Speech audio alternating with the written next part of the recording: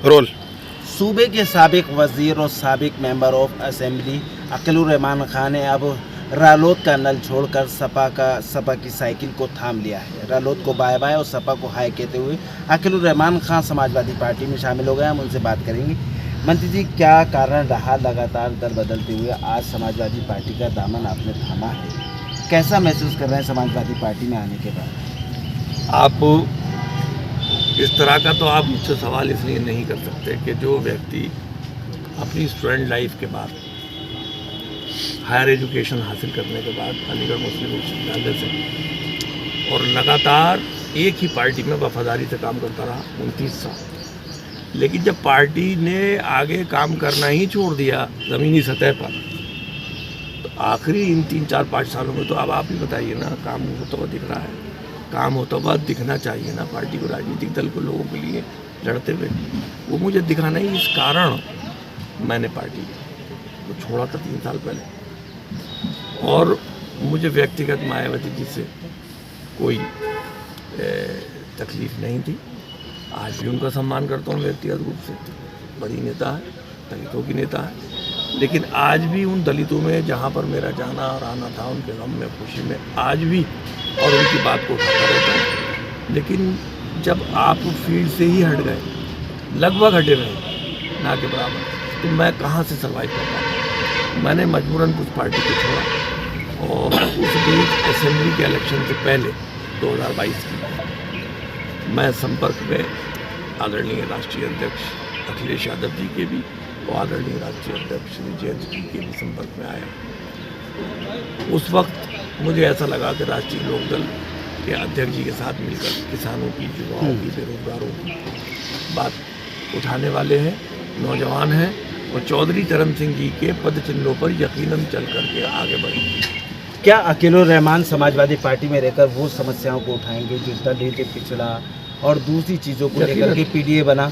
बिल्कुल, यकीनन पीडीए के अंदर जो पिछड़ा, दलित, अल्पसंख्यक है, इनकी समस्याओं को उठाना और उनके साथ साथ खास तौर से जो अति पिछड़ा, अति दलित, जिनकी आखिरी पंक्ति का व्यक्ति है, अगर उसे न्याय नहीं मिलेगा या उसकी आवाज़ भी नहीं उठेगी, न्याय देना ना देना तो बहुत आगे की चीज़ है। सरकार है, सुनवाई हो गई तो मिल गया, नहीं हुई तो नहीं मिला, लेकिन उनकी आवाज़ तो उठा सकते हैं। उनके दुखों पे अच्छा मंत्री जी, समाजवादी पार्टी में आप आए, आप यहाँ से चुनाव की तैयारी कर रहे थे, टिकट की दावेदारी कर रहे थे, क्या समाजवादी पार्टी में वो सारी चीज़ें पूरी होंगी? क्या अकीलुर रहमान यहाँ से कैंडिडेट बनेंगे संभल से? ये तो मैं अभी नहीं कह सकता, तो अध्यक्ष जी का निर्णय है, लेकिन उन्होंने जिस सम्मान के साथ अकीलुर रहमान को दिया है, छोटे व्यक्ति, छोटे कार्यकर्ता, मुझे पूरा विश्वास है कि खुदा का हुक्म हुआ और मेरी किस्मत तो हुआ तो यकीनन मिलेगा सब कुछ। और अगर टिकट किसी और को, अगर नहीं मिलती कोई चीज़, तो उसमें किस्मत की बात है। अच्छा, मैं मायूस देखिए, मैं मायूस होने वाले व्यक्ति को नहीं हूँ। संघर्ष किया है स्टूडेंट लाइफ से लेकर आज तक और करता रहूँगा इंशाल्लाह। तो अगर वो मिलेगा तो चुनाव लड़ूंगा और इंशाल्लाह जीतूंगा भारी अंतर से।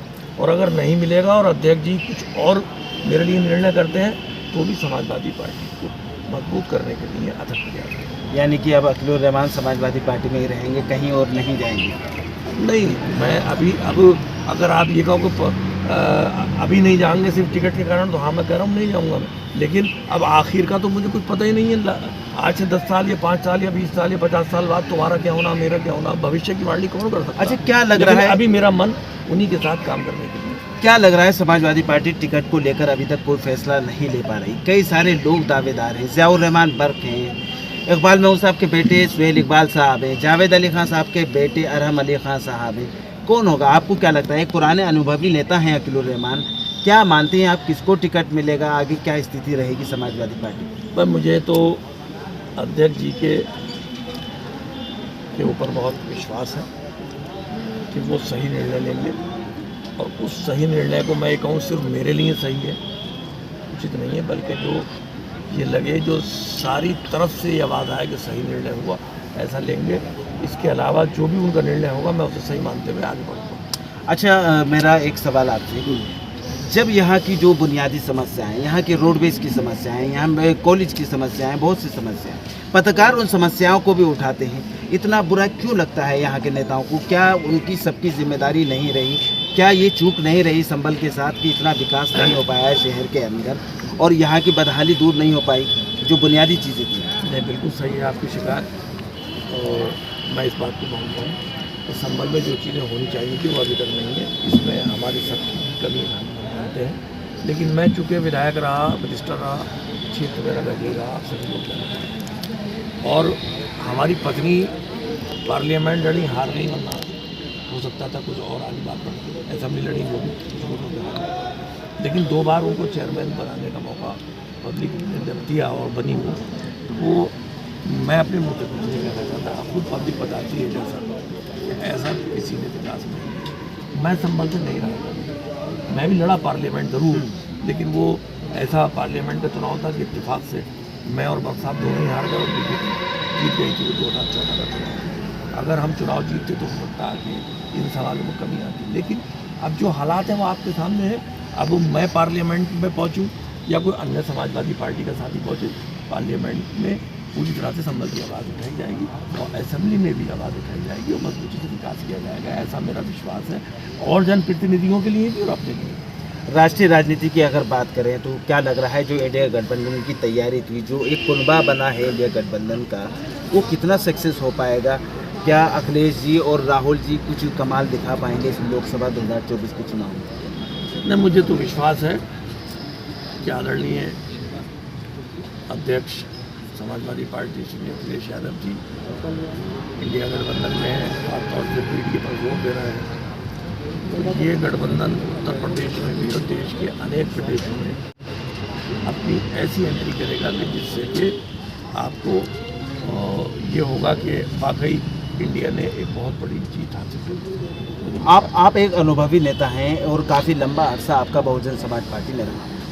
मायावती जी को इंडिया गठबंधन में लाने की बहुत सारी कोशिशें रही, क्या कारण है वो कोई फैसला नहीं ले पा रही हैं? इंडिया गठबंधन में भी नहीं जा रही हैं, एनडीए में भी नहीं जा रही हैं, और जबकि पिछली विधानसभा चुनाव में स्थिति इतनी ख़राब रही कि 0 रही। क्या लगता है आपको उनको लेकर के, मायावती जी को लेकर? देखिए, पिछली विधानसभा में भी आपने मुझसे पूछा था, आपको अपना सवाल याद होगा कि आप मायावती जी को छोड़ रहे हैं, कितनी सीटें आप मानते हैं आएंगी? मैंने आपको जवाब दिया था, आपको याद है। और सीटें मायावती जी का प्लेटफॉर्म बहुत अच्छा प्लेटफॉर्म था, लेकिन जब उस पर काम ही नहीं किया जाता तो कैसे आगे बात बढ़ेगी? ऐसे क्यों है? क्या कहीं डर है? ये क्वेश्चन तो उनसे पूछने का ना कि मुझसे। मैं तो उनका एक छोटा साधारण सा कार्यकर्ता था, लेकिन जब मुझे लगा काम अब समय की सतह पर नहीं हो पा रहा तो मैं अपने आप को तो अलग कर ही सकता था, अलग कर लिया। मैं आरएलडी में चला गया। आरएलडी में मुझे कोई चिंता नहीं थी, बहुत अच्छा काम चल रहा था, लेकिन अचानक उन्होंने एक दिन फैसला ले लिया कि मैं इंडिया छोड़ रहा हूँ और अब मैं एनडीए में जा रहा हूँ। तो जाहिर है वहाँ भी मुझे ऐसा लगा मैं कंफर्टेबल नहीं रहूँगा समाज समाज। ये थे अकीलुर रहमान साहब जो बता रहे थे कि किस तरह से उन्होंने ये अब तक का राजनीतिक सफ़र तय किया और क्यों उन्होंने समाजवादी पार्टी को चुना है। कैमरामैन सलीम अंसारी, सैयद दानिश अली के साथ चेहरा बेनकाब के लिए फर्जंदवार से संबंध।